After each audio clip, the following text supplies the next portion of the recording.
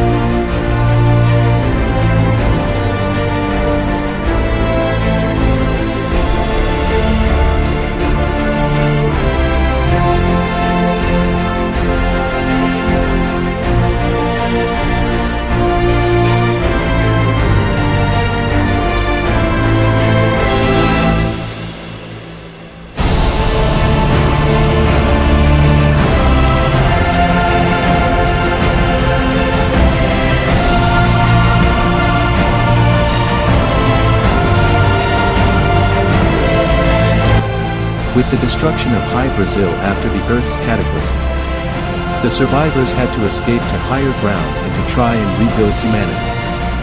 The Druids kept the lore of the ancients and helped build the ancient monument cataclysm markers throughout the Earth. With these cataclysm survivors were the clans of High Brazil and the Druids.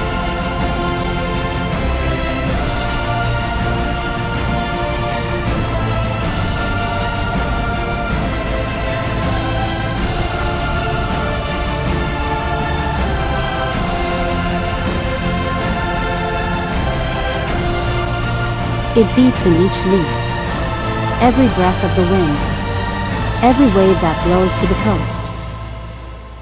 We Druids are not masters of this earth. We are her guardian, her voice, her shield. Once stood the Druids under the shadow of Nordrassil. And from there we learned the ancient paths.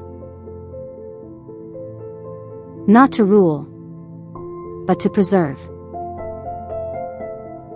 We speak the language of the trees. We dance with the spirits of the wind. And when the darkness seems, we are the last line between chaos and balance. The shape of the bear gives us the strength to defend the pack. The cat gives us the instincts of the hunter. The raven lifts us above the land. And the roots of the earth itself heal our wounds. But do not forget, true power does not lie in the struggle, but in balance, because where life flourishes, always lurks the shadow, and it is our task to keep both in harmony. Listen to the whispers of the leaves, the marbles of the stream, for there lies the true wisdom. We are druids, and as long as we wake up, we will breathe Azeroth.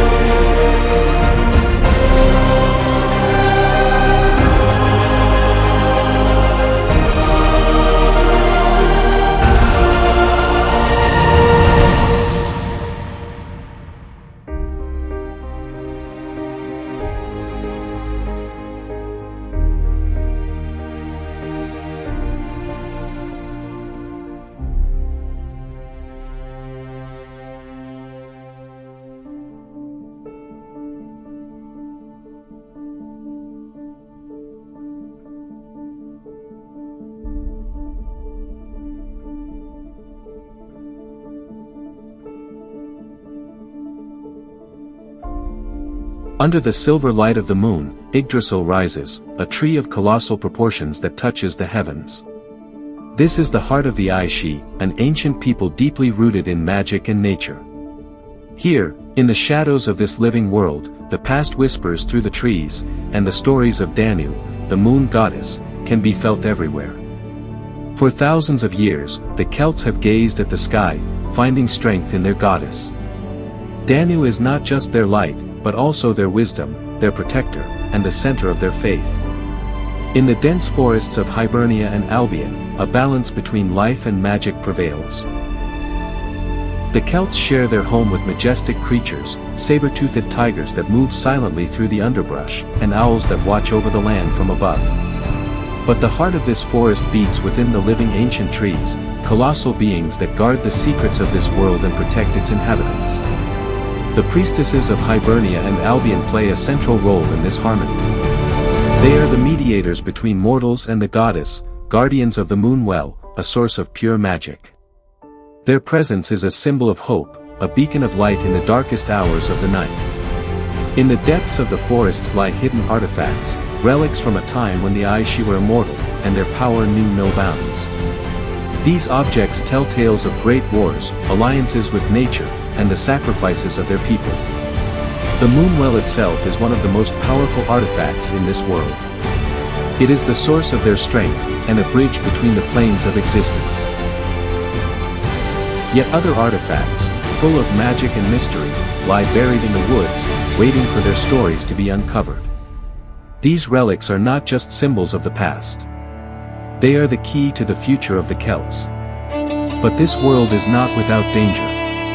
The Aishi stand in eternal vigilance to protect their homeland from the shadows that threaten it. The Watchers, silent warriors of the night, patrol the forests, ready to give their lives for the well-being of their people. These Watchers are more than just warriors. They are the shadows that drive away the darkness, the eyes that are always vigilant. Together with the living trees and the creatures of the night, they are the shield of Yggdrasil. The story of the Aishi is one of balance and resilience, of magic and nature. They are the guardians of the moon, the people who live in harmony with the secrets of the night. Their world, so beautiful yet so fragile, is an eternal dance between light and shadow. This is Hibernia and Albion. These are the Celts, and this is their story. The legends of Cuchulainn and many more.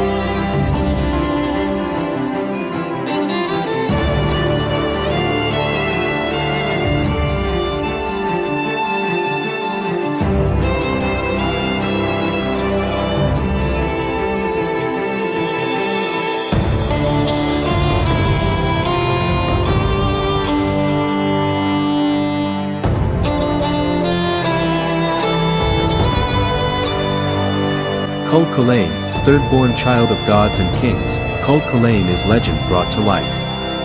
He was a powerful warrior who alone held an army at bay. A man of will and courage, who resisted both the allure and wrath of the Morrigan. A figure of tragic prophecy, Cuchulainn was destined for greatness, but also a certain end. In his early years, while still bearing the name Setanta, he captured the attention of King Connor with feats of strength and agility, and was invited to a feast hosted by the smith Cuchulainn. Unbeknownst to Cuchulainn, his fearsome guard dog escaped his chains and assailed Setanta upon his arrival. With only his bare hands, Setanta slayed the beast. Ashamed of his actions, he swore to Cuchulainn to train him a beast of equal ferocity. Impressed, the druid Cuthbud bestowed Setanta the name Cuchulainn, the Hound of Cuchulainn. This was the birth of a hero, whose death was yet bound by prophecy. However, his fate would soon be set, as the druid Cuthbud promised, any that take up arms this day will become legends. Desperate for greatness, Cuchulainn raised whatever weapons he could find, and saw years of victory lay before him, unaware that with the promise of becoming a legend came the certainty of an early grave. These are the legends of Cuchulainn.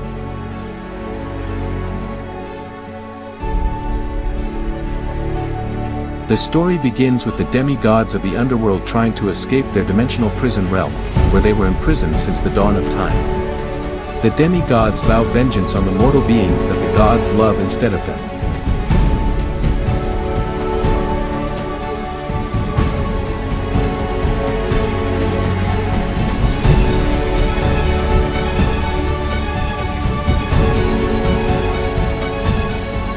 Beatrice.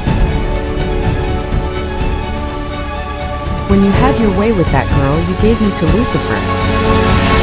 Rage in her soul that you would be faithful. Her faith in you was very touching. So I thought, just the girl for me. I owe this all to you, my friend. Let my power flow through your soul. Give in to my will. Together we will regain paradise.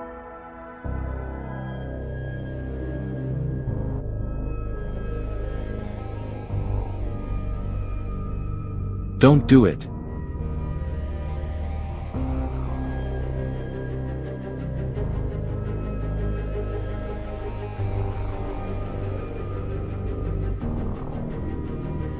The faithful has lost her faith. The incorruptible has become corrupted. The true innocent has been laid to the sins of man, like all the rest before. Who now can deny me my rights?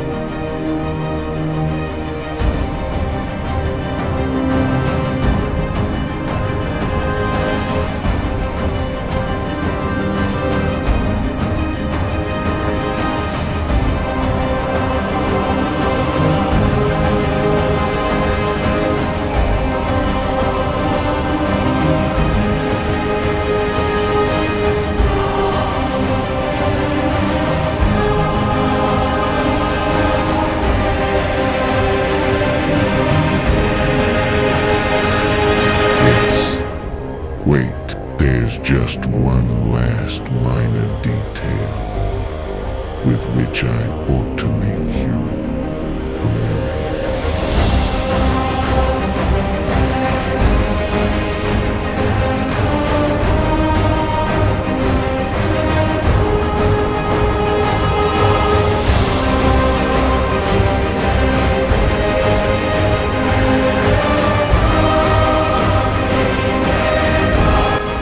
Can't be. You're dead. Cuchulainn. You can't go anywhere. Not a single soul may leave this place.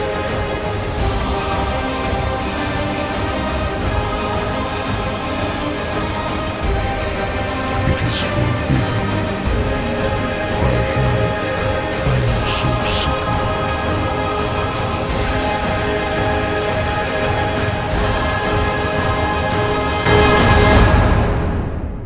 I will reclaim my rightful place in paradise. My path will be paved with the sins of man, and yours, Dante, shall be the bedrock of my return, and all that is good shall be gone from the universe forever.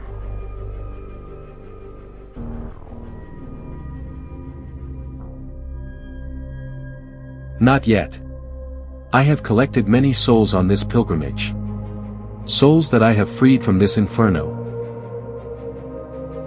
And together, they now possess the power to free me. Father, mother,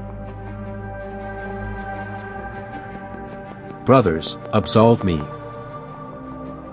This power, Cuchulainn, we can use it together. You and I, friend. Just think what we could achieve. I would rather not.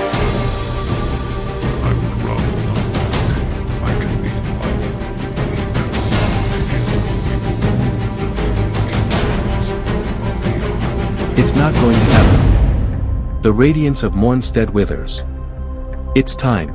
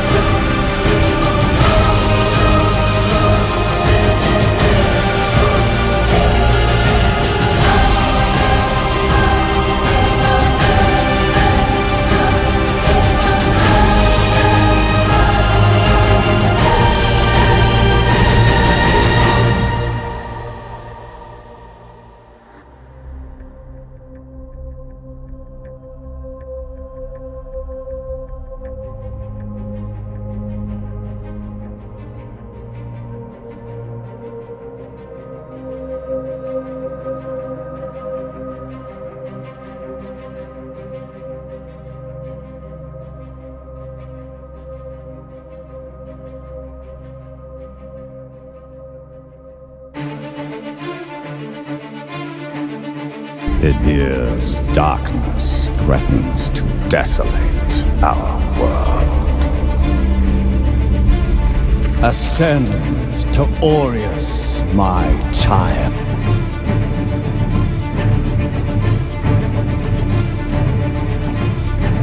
As his holy redeemer.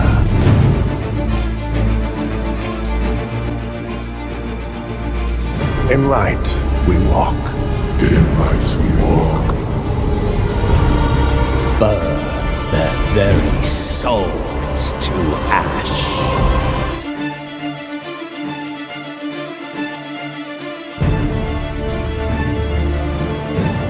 After eons of tyranny, the demon god Adir was finally overthrown by humanity, though fear of his terrible power endured. And so was formed the hallowed sentinels, our duty being to stand vigil for signs of his return. Even exile to another realm could not silence the fallen god forever. And in time, Adir's malignant influence pervaded the world once more. In his hunger for vengeance, Adir orchestrated the return of his demonic army. Light was swallowed by shadow, and with it, hope. A new, grim champion arises, the Dark Crusader. And perhaps it will indeed come to pass that only they who shun the light in order to fight the darkness possess the power to defy